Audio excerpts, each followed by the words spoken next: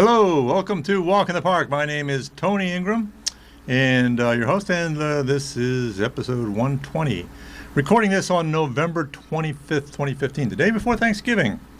So if you want to see all of my episodes, you can go to my website, walkinthepark.tv, walkinthepark.tv, and they're all there.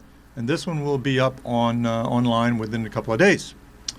Okay, so a couple of weeks ago, I took a trip. I went down to the Atlantic Ocean, not Jones Beach, not the Jersey Shore, but Virginia Beach. Down around let's see, where is Virginia Beach? It's in southeast Virginia. Let's take a look at this map here. Now, there you can see Ithaca is labeled just up in the southern Finger Lakes, upstate New York, at the very top of the picture.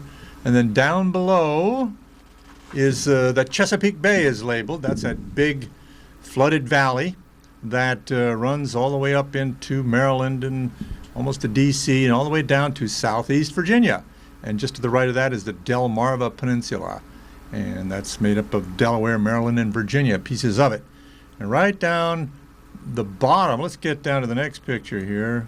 Okay, there's Chesapeake Bay again. And Virginia Beach is on the other side of the mouth of Chesapeake Bay, an area called Hampton Roads. That's actually where I was born and raised as a little kid down there many, many years ago. So I was down in Virginia Beach, and right on the beach, and this selfie, by the way, that Salt Point hat is from the last episode I recorded, Salt Point next to Myers Point on Cayuga Lake, and it's a really nice hat I got from the town there that has a town park. Anyway, there's my hotel, just like all the other hotels, a great big box, a big cheese box or something there with balconies, rooms with balconies all overlooking the ocean. So let's take a look at that. See, well, why was I there? Well, it wasn't just to go to Virginia Beach. I mean, this is not the best time of year, although the weather was really nice. I was attending a conference. Here's another selfie in a conference in the convention center there. And so what was the conference? Well, let's zoom in on my hat here. Let's see. Look at it there. NAI, National Association for Interpretation. Well, what the heck is that? Let's see. Well, NAI, National Association for Interpretation, is a professional association for people like me that have been involved in, well, here, I'll read their description. Is a non-profit. The National Association for Interpretation, NAI, is a non-profit, not-for-profit professional association for those involved in the interpretation of natural and cultural heritage resources in settings such as parks, zoos, museums, nature centers, aquaria, botanical gardens, and historical sites.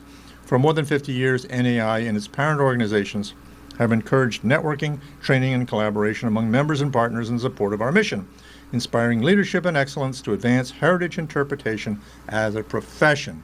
Well, I'm a retiree from New York State Parks, and but I keep doing it. And this TV show is probably the principal thing I'm doing to continue my professional talents while I am professional activities while I am retired. And there are all kinds of workshop sessions led by various people. This is a woman named Susan Strauss, who's a very well-known storyteller, and she's written a book called The Passionate Fact. So using stories to tell facts about our natural heritage. But it's very broad-ranged. She gets into legends and myths and stuff from all over the world, a lot of Native American stuff. So that was just one workshop. I went to quite a few that were interesting. This was an awards banquet. A good friend of mine from a science center in North Carolina got a big award here. Blah blah blah. So anyway, it was fun, and I went back to the beach every night. And by the way, this is still Walk in the Park, walkinthepark.tv to see our shows. But down along the beach was this statue. Interesting statue. So you can see this sort of the boardwalk there. Let's see. Well, this is a statue of a sculpture representing the god Neptune. And Wikipedia says Neptune was the god of fresh water and the sea in Roman religion. He is the counterpart of the Greek god Poseidon. In the Greek-influenced tradition, Neptune was the brother of Jupiter and Pluto. The brothers presided over the realms of heaven and the earthly world. and the underworld. Salacia was his consort. Well, anyway, they have this big sculpture there. It's pretty neat because they're right on the sea. There's a story behind it, but I'm afraid I can't tell you what it is in particular about this sculpture. So there's a boardwalk there, and there are miles, several miles of open beach, albeit with lots of hotels, but still very nice. And you can walk along the beach and resonate with the ocean, with the city at the other side, and it just kind of, the ocean takes over. Well, I had some problems in my hotel room. I react sometimes allergically to hotel rooms, carpets, new paint. Anyway, they had balconies, and that was part of my plan in case I had a problem. And so I slept on the balcony every night. I had camping gear with me just in case for such things, and I would wake up before dawn each morning. I was fine. I enjoyed it. It was like sleeping out under the stars. And there I would get these incredible views of the sunrise, the sunrise over the ocean. And you really get a sense of there I am, another little selfie there, really get a sense of the earth turning into the sun, much more so than I do on land. And so looking from my balcony out over the Atlantic Ocean, nothing between us and Africa or whatever. And so we get some very beautiful, this is before another sunrise. I was there several days, so I got several of these amazing sunrises. And here's another one, rising up. So then you can go down and walk along the beach, and you would do that before sunrise or at sunrise. I saw dolphins, I saw pelicans, and so did other people. So let's take a look. Let's go for a little walk along the beach. Actually, I have one of my little series I put on the internet is called Glimpse of Nature. So that's what we're going to do now. We're going to take a look at a glimpse of nature, one of these sequences that I made from my time at Virginia Beach. So that's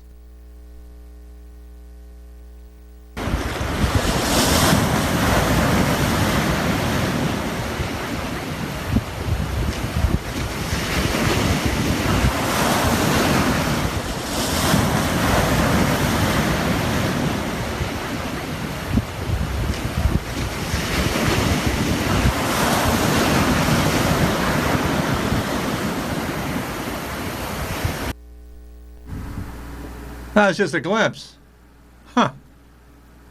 No, it didn't last very long. It was only about 15 seconds. I make them about 15 seconds, so because that's the maximum length that you can show on Instagram, so I post them there.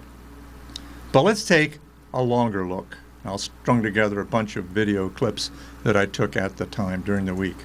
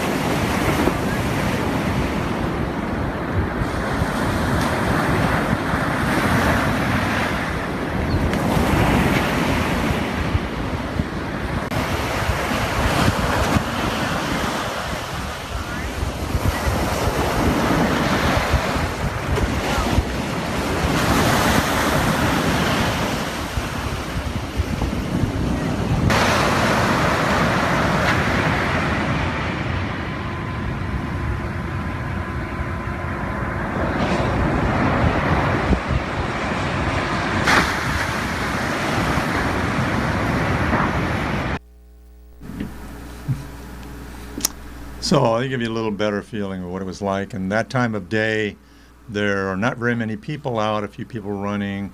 There was some other people from the conference that were walking along the beach. And so it was very nice. Friend of mine, we were very lucky with the weather. It was mild, the 60s and 70s on some days. And we didn't get any rain, although there was rain right before I got there. But a friend of mine who lives in Virginia Beach, and I used to work with actually, says that starting about this time of year, you start getting like a 30-mile-an-hour wind down the coast from the north, and it's very chilling. So for all winter, it's really not very nice at Virginia Beach. Once again, this is Walk in the Park, walkinthepark.tv to see all of our episodes, all of my episodes. So after the conference, I went actually to a park, and this is called First Landing State Park. I think it used to be called Seashore State Park or Seaside State Park, Seashore, I think, something like that. And but they changed it because it was this particular. This is, you see Virginia Beach is down on the right there. You can see there, maybe read that the end of the highway there. It says Virginia Beach. That's the town, and then the coast continues down into North Carolina south of there, and then up to that point. That's called Cape Henry, and that's where ships like to go around that cape and into Hampton Roads and the big harbors there at Norfolk, Newport News, and Hampton, Virginia. And that was the first place where English colonists landed in 1607. And I'm reading here from their website. Native American canoes, colonial settlers, 20th century schooners, and modern cargo ships have navigated the park's waterways. Its cypress swamps were a source of fresh water for merchant mariners, pirates, and military ships during the War of 1812. Legend has it that Blackbeard hid in the Narrows area of the park, and those are those bays back behind the point there. And interior waterways were used by Union and Confederate patrols during the Civil War, built in part by an all-African American Civilian Conservation Corps camp in 1933 to 1940. The park is a National Natural Landmark and is listed in the National Register of Historic Places. As Virginia's most visited state park, it's an oasis within urban Virginia Beach. The park has 20 miles of trails and 1.5 miles of sandy Chesapeake Bay beach frontage. Lots of recreational activities, educational activities, and many unusual habitats, including bald cypress swamps, lagoons, and maritime forest, as well as rare plants and wildlife. So I just got a few pictures of it. I actually didn't go along the shore on this trip. I didn't have enough time. But here's a dune area and part of the long beach that's along the Chesapeake Bay side of Cape Henry, and which is, I think, the only actual beach that's in this park. They don't have an ocean side, but there's plenty of that down along the city. So here's a couple of shots of that. Now there's the cargo ships that are coming in and out of the harbor. It's a huge harbor. It's also a naval base, a major East Coast naval base, where ships go out to the whole eastern half of the world, I guess, probably over the Persian Gulf and the Mediterranean and Indian Ocean. I don't know where they go. But anyway, when we've had our wars, a lot of ships will take off out of there. But I didn't go to the beach. I went back into this trail, a nature trail, on a bald cypress swamp. Now, these just look like any old trees. But if you look at the base of these trees, they are very broadened out. And then there are these knobs that stick up out of the ground called cypress knees, which I think are for oxygen for the roots, because they're in wet soils and there's no oxygen in the wet soils. But anyway, I had never seen a cypress swamp like this so far north. It may be probably one of the most northern bald cypress swamps in the United States. They're farther down along the East Coast and into Florida and so forth. There are more of them. So that was fun. And so let's talk a little bit more about sunsets. I got inspired by all these amazing sunsets. You know, see, get another picture of a sunset here. Sunrises. I got inspired by sunrises.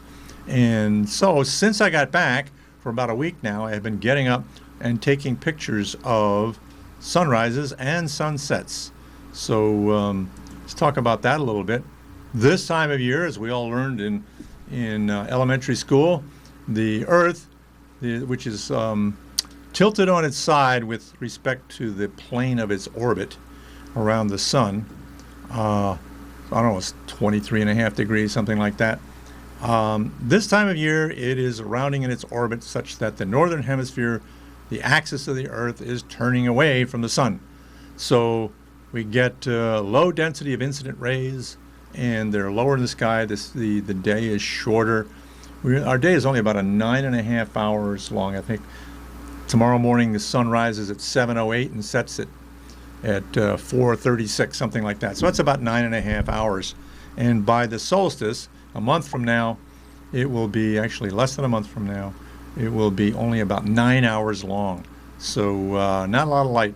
And another 15 hours of dark. We all are very aware of that, and especially since daylight savings time expired for the season.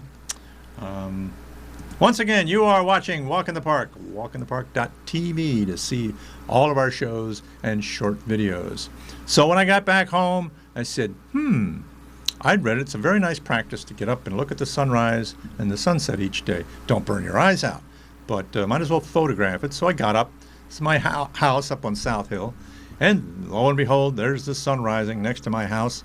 I got that picture, but it's not the most photogenic place. And then the other side of my house looks into the woods, so sometimes you get a view like this of the sun setting down through the woods this time of year when there are not leaves on the trees. And usually every evening there's something like that. But I said, well, that's not gonna serve. I need to get out somewhere where I get a great vista in both directions for the sunrise and the sunset. So I went driving around one morning and I found a great place, a sunrise, looking over a field next to some woods. Turn around, it was illuminating woods on the other side. This is up, I think, on Nelson Road in Danby, and that was nice. And then that evening, I went over on the west side of South Hill, Jersey Hill Road, Town Line Road, some other road, Leyland Road or something like that. And I found this really nice sunset through the trees on a horizon there. And here's another as it gets lower. That was really nice. So, but yeah, still I needed to find a place that was a little better. So I noticed this spot. This is on Comfort Road in Danby, and there's this great open field looking down to the hills to the south, and Route 96B goes south Danby Road through the hills down there. It's a valley. It's not as deep a valley as Inlet Valley. It's higher elevation, but it's a valley nonetheless, very scenic. And I got this wonderful sunrise. But otherwise, a cloudy day. Here's the sunset that day. That is the sunset. You're not seeing much there. A little bit of tinting, but the sun was going down. It just happened to be behind the clouds. And nonetheless, even though I like the clouds actually, even though I didn't get to see the sunset per se, it was a really nice practice to witness the beginning of the day and the end of the day, and how the earth is rolling and how quickly the sun, particularly this time of year, is moving across the sky, low in the sky. So I've been doing that for a few days. I don't know how long I'll keep it up. It's getting cold out there in the mornings now, and if there's a wind blowing. So let's take a look at the next sunrise. This is again over in Danby on Comfort Road, looking southeast, and it was hard to get much sun there, but that was very cool. The clouds were changing, the light was shining through the clouds in various ways, and it made for some pretty interesting effects. Nonetheless, the sunrise is different every day, as is the sunset. So interesting rays and so forth. And then a snow squall blew in and kind of covered everything up. But it was cold, and I got back in my car 2 or 3 times and warmed up. So that was that sunrise. Okay, well, they're going to do another one. Go back to that place. This is over on, I didn't mention, this is over on Town Line Road, the border between the town of Danby and Newfield, looking southwest into the hills of Newfield. And it got a nice sunset that day, and that was pretty neat. But my wife said, don't look in the sun too much at these sunrise and sunset. You don't want to hurt your retina. And that's true. But actually, with these cameras that have the monitor screens on them. You don't have to look through the lens. You don't have to look through the viewfinder. You just look on the screen. So I actually didn't spend that much time actually looking at the sun. But once again, it's good to take a little time and just walk around and appreciate it. Look at the sky above. Look at the light behind you. This is the beginning of what they call the golden hour. Actually, the hour before sunset and the hour after sunrise is the golden hour when there is really nice light for photography. So photographers know that. Another sunrise. Let's see, when this was, I think, was yesterday. Yeah, I think this was probably yesterday in Danby again. Look at that ray shooting straight up there. Pretty cool. Coming up. See there, a little higher there. Finally coming up. There's the sun rising under clouds that took over for the rest of the day, pretty much. Here we got I got a lot of shots from there. So that was, again, everyone is unique. Very amazing. There is our star. We are a planet rolling on our axis as we are warmed by a star, even though it doesn't feel that warm right now. Neat clouds under there. So I took quite a few pictures of this sunrise. Yeah, that's fun. Okay. So then what? That evening, well, those clouds did take over, back on Town Line Road again, and that is all I got for a sunset. That was dusk. That was the end of the day, but no actual view of the sun. But it didn't matter. I enjoyed it. It was beautiful. So that's what I've been doing. I've been going to these places. This morning I saw that the sky was relatively clear, so I got up and made sure I got out in time to see that. That was really beautiful. And the sun was rising again over the hills of Danby, but with a totally different look to it. Finally nosing up above the hilltop and lighting up the field I was in, and so forth. Well, Ithaca is not always known for its sunrises and sunsets, although here's what we mostly think of as down along the lake. These are some pictures I've taken over the years down. This is the Stewart Park area in Cayuga Lake. And I actually have a video taken from Ithaca Festival 2011, June 2011, and I'm going to play you a song. Well, I'll play you Mark Rust, who many people remember, has a song about Ithaca sunset. So let's go there. We'll get Mark Rust up. Old Ithaca sunset coming right up here.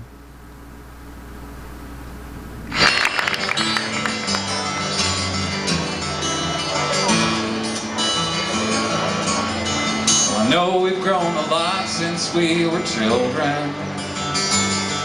And along with that, we've also grown apart. You feel compelled to roam, you're maybe searching for a home, and you only know the road is where you start. Well, a home gets farther every mile you travel, until one time you rest a while too long. 'Cause I didn't plan to stay, I guess it just worked out that way. Now I feel I was headed right here all along. Watching the old Ithaca sunset, like a painting on the sky. Watching the old Ithaca sunset, and it makes me wanna fly up to the old Ithaca sunset. And I know that I'll be smiling now. Sometimes it just reminds me life is fine. Next verse was written as I was rolling off to a gig from Turkey Hill Road.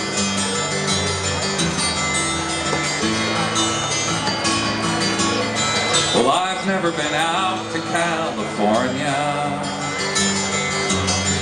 never breathed that Rocky Mountain air, but the friends of mine that went, they say they're going back again, 'cause I hear they got some pretty views out there. But sometime if you're down by Lake Cayuga and the sun is on its last part of the day, oh, just as it starts to set, oh, there's a sight you can't forget, and I think it's as good as any other place. Sing it out. Watching the old Ithaca sunset like a painting on the sky. Watching the old Ithaca sunset, and it makes me wanna fly up to the old Ithaca sunset. And I know that I'll be smiling now, 'cause sometimes just reminds me life is fine. Okay. So Mark Rust at the Ithaca Festival in 2011. We're just going to finish up here now. We only have a couple of minutes. Again, this is a walk in the park with a few pictures of Ithaca sunsets over Cayuga Lake. So here's one by one of our other producers here in Ithaca Public Access Television, Pegasus. This is a sunset over Cayuga Lake by Michael Angley. He has a couple of shows on Pegasus, and he has taken quite a few pictures of Ithaca sunsets. This is one by Joe Scaglione, Photography 4D, actually looking over Treman Marina towards East Hill. And that is an amazing shot of that scene. Here's one that's not quite sunset, late afternoon, that I took from the tour boat MV Handle of some rowers from one of the colleges rowing across the sun's reflection on Cayuga Lake.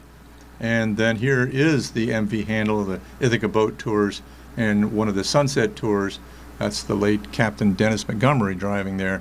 But look in the window on the door there is actually reflecting the sunset on the other side of the lake. And this is the kind of view you would get on those sunset tours. What else do we got here? We're going to finish off with this view by Bill Hecht, who took this, I think, with a drone up in Cayuga County looking over Cayuga Lake at a sunset. That's all we have time for today. Thanks for joining me, and we'll see you again soon in some park.